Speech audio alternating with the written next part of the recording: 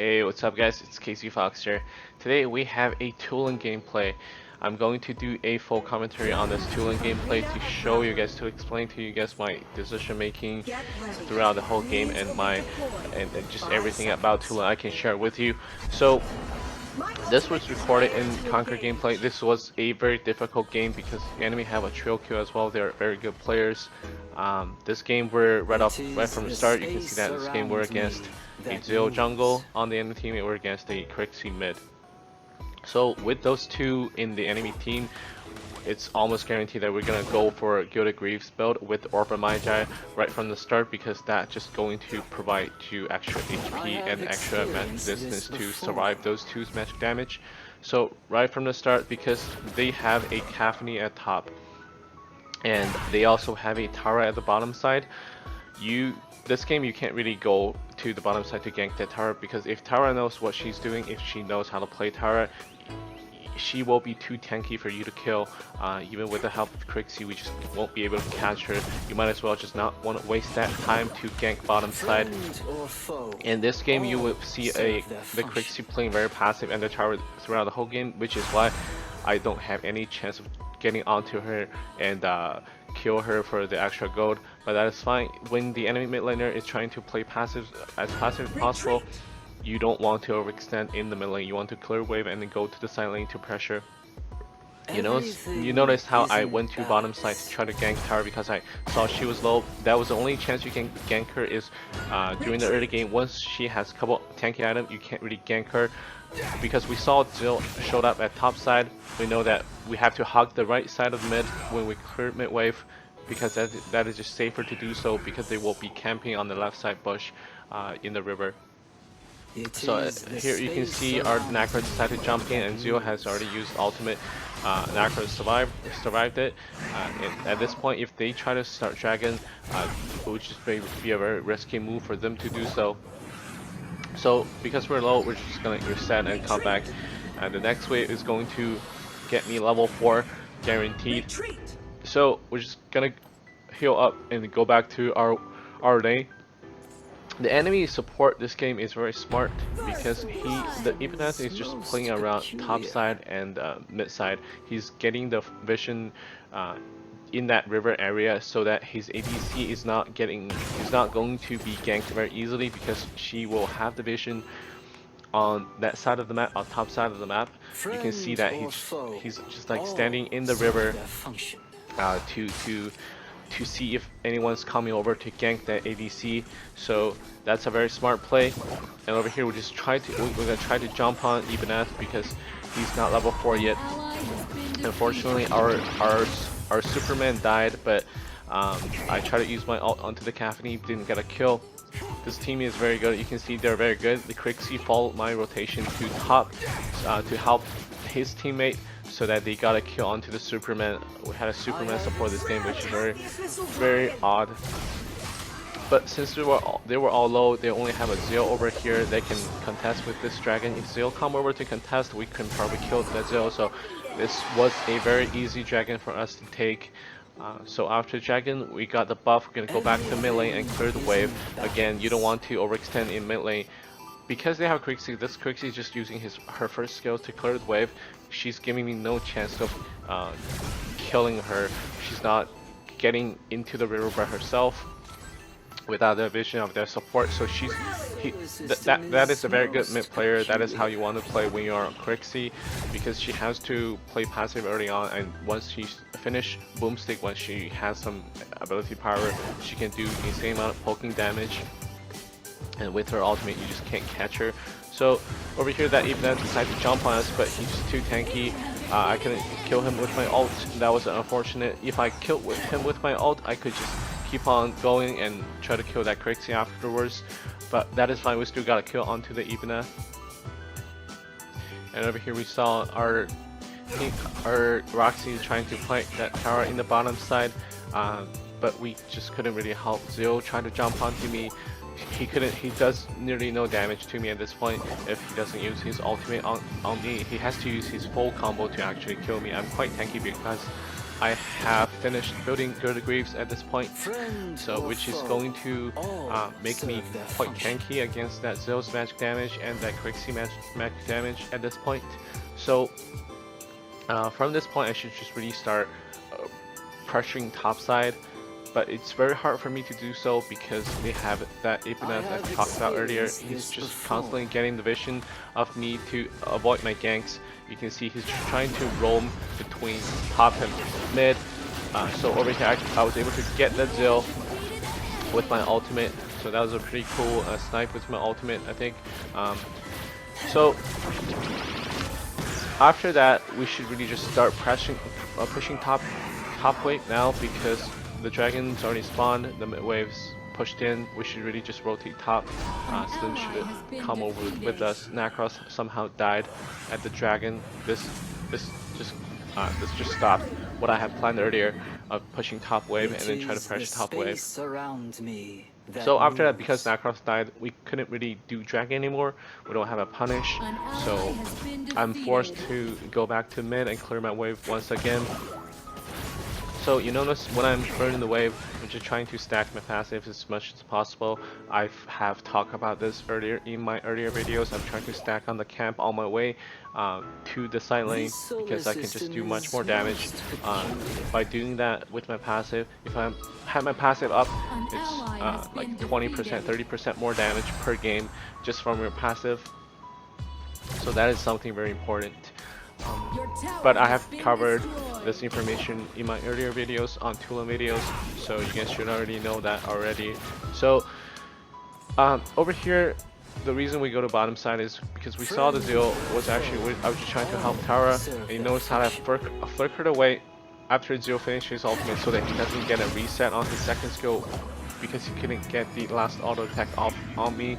So that was a pretty nice escape. If you time it right, Zill couldn't follow you up with his second skill, because his second skill would be on cooldown. His passive will not be refreshing his second skill if you dodge that auto attack. So that is also something you can practice when you're going against the Zill, so that he can't really chase you afterwards. He's just going to waste his ultimate on you and run away from you afterwards. So like I said earlier, Tara is just really a hard lane to get, but at this point in the game, we're having such a difficult time of ganking topside because that Ibanez is just too tanky for us to deal with, and he's just getting the full mission. I haven't even get to jump on the Taffany yet with my whole combo, so that's really something I should just start doing, because that's going to be very important. Taffany is their only marksman carry. She's like the only one that can carry them on a late game phase. So it's very important for me to shut down her as soon as possible at this point. But she's just doing a very good job at avoiding ganks.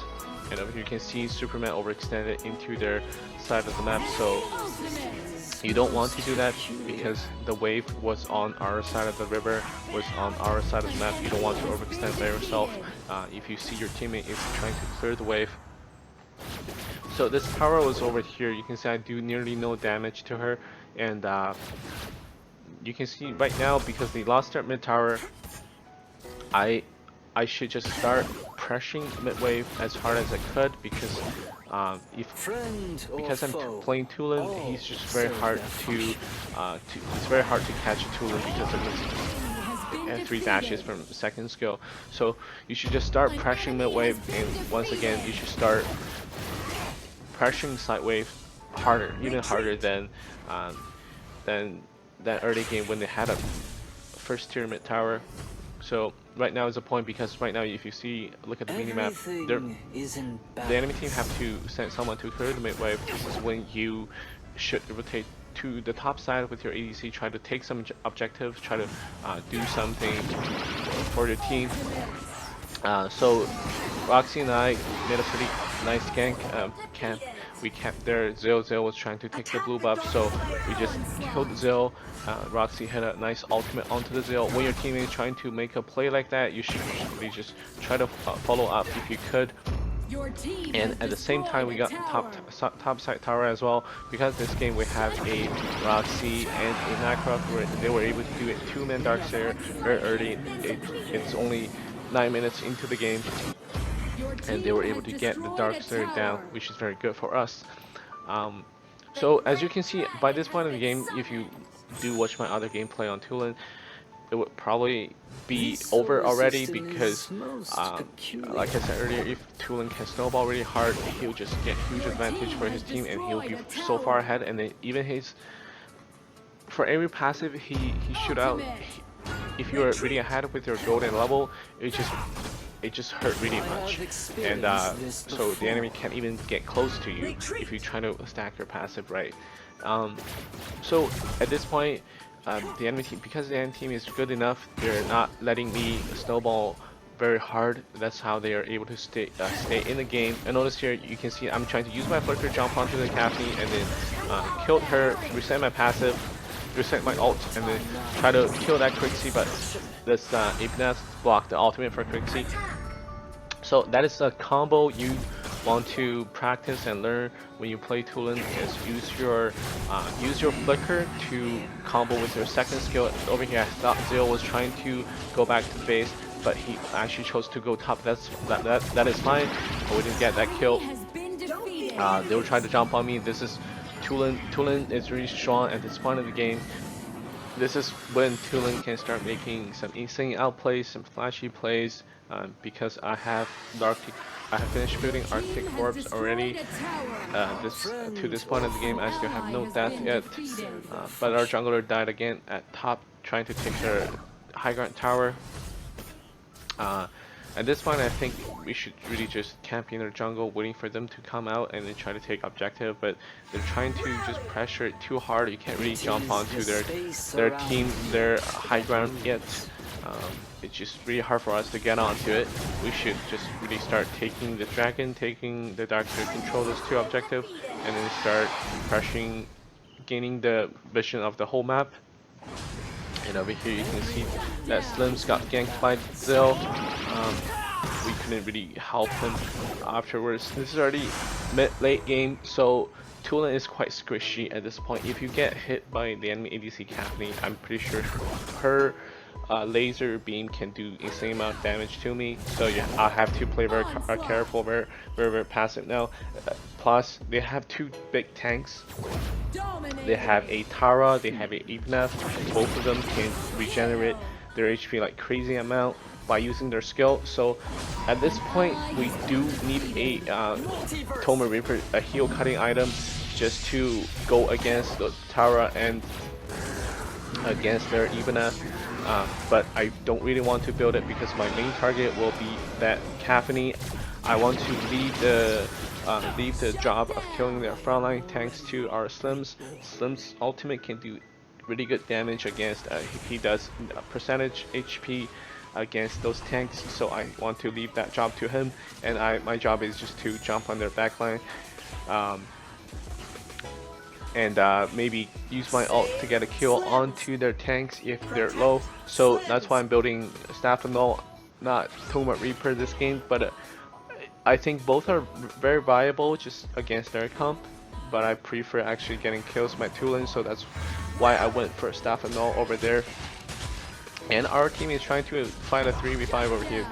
Because they knew Slims was low, trying to take Darks there, they just jumped onto the whole enemy team to 3v5, and the Caffney already finished building Bolt Slaughter, so she was able to get those HP back by attacking, and two of our teammates died over here, and Roxy is still in their jungle, so I'm just trying to help. You can see that Slim does no damage to Tara, and I'm just trying to jump on the backline. It's a really good angle, but I didn't know Roxy had, Crixie still has her full combo, she still has her ultimate, so her full combo plus Caffney's damage was able to bring me down very easily. Like I said earlier, this is just Crixie full damage. Crixie full combo, and from this point in the game is going to start doing insane amount of damage. She already finished building Boomstick and those essential equipment. She has Hekates already, so I have to be very careful of when I jump in.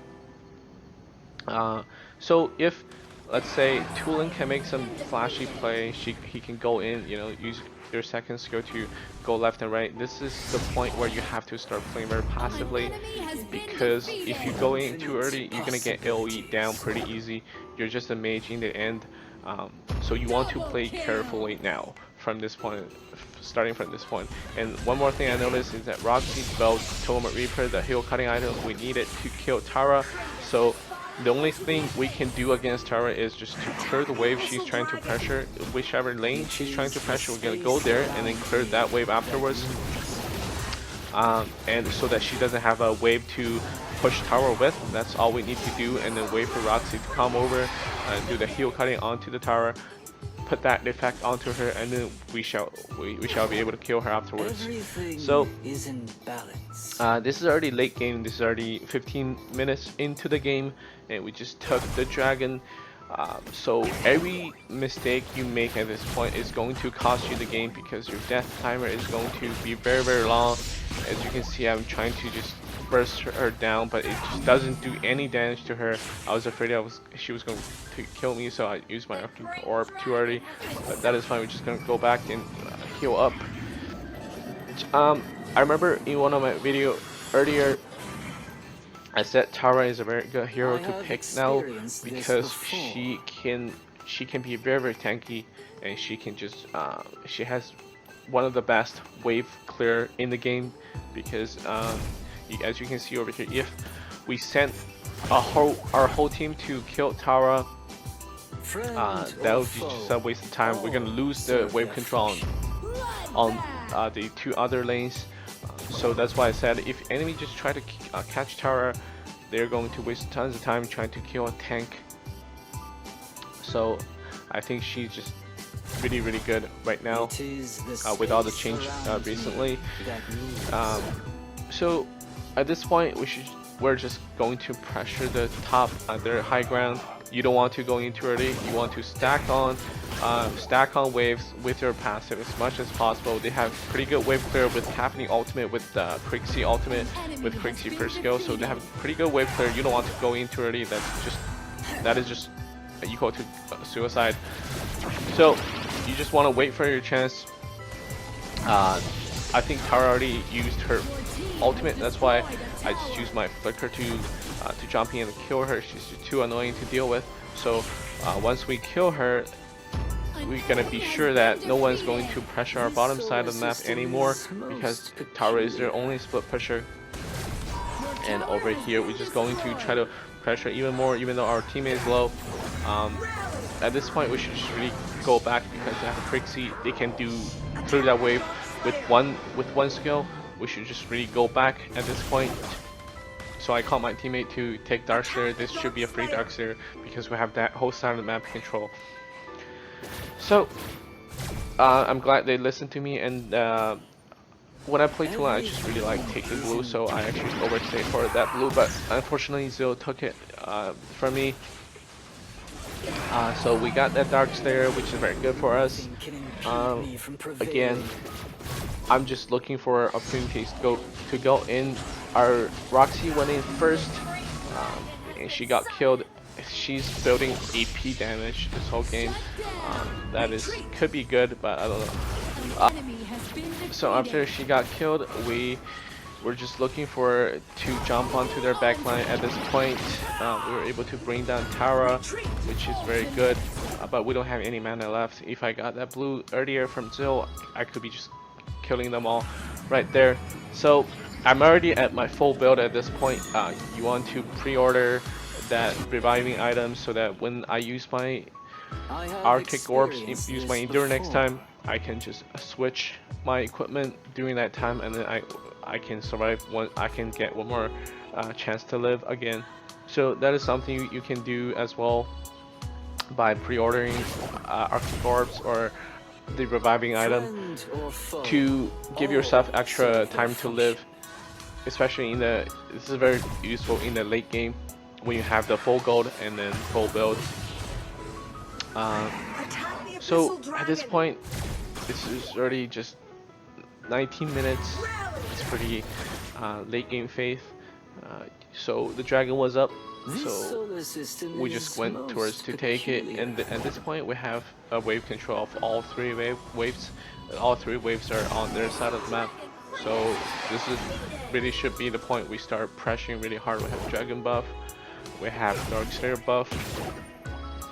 So this should be the last push that we needed in order to finish this whole game. So you just have to play careful. Zio got caught over here. That was a nice spear, but Roxy went in. She almost died, but it doesn't matter. So we're just trying to do whatever we can. My ult didn't really kill a target.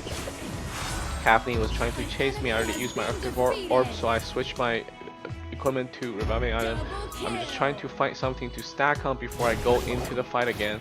And as you can see, my team still needs some help, so I'm just trying to do whatever I can to actually help them. And I got killed by Zio, but Zio died by overextending too much. So I switched off my reviving item and tried to go back into killing that Kathleen. She used her ult. I would jump over it, and I was able to kill her. If you time it really great, you can use hit all your first skill onto her again. So that was a pretty nice play. She had the reviving item too, and then she switched to Death Sickle after she died. That's how she was able to endure the lethal hit from me. Like I said earlier, these are very good players on a server.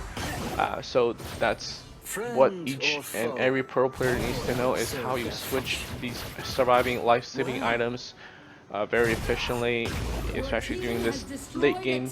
Just one mistake could cost you the game, which is why everything matters a lot. Every play you make matters a lot at this point. So I usually don't like to upload this kind of super late game, you know, back and forth late game kind of thing video. I think it's too much for you guys to watch and to endure from. So if you could let me know whether you enjoy this kind of gameplay more than just a short video, like if I play Tulen I can snowball super hard, those kind of video, let me know in the comment section below. I'm trying to see what kind of content my audience like more. So if you guys could let me know, that would be great. At this point, because I have Arctic Orbs, I can just use my Arctic Orb, pre-order some other life-saving item, and then get back to the game again after I use my Endure. So right now we're only missing the one bottom side of High Ground Tower. I'm just doing my usual thing, trying to stack on the wave before I go in. This should be the last wave, last attack we need to make in order to finish this whole game. So I saw the Crixie was very low, but I was nearly killed by the Tara, so I had to use the Endure over here. Crixie run away from us, but she just couldn't really do anything at this point. She's only a mage, and we finally had an ace on their whole team, and we were able to end the game right here. So this was quite long game, 23 minutes game almost, and it was pretty long commentary for you guys. I hope you guys have enjoyed this whole commentary and you have learned a couple things about how to play Tulen in a really tough game. You want to play back and you want to play very safely, and before you jump in, to clean up the fight with your ultimate. So that is a way to play him. I hope you guys have enjoyed this video, and I will see you next time.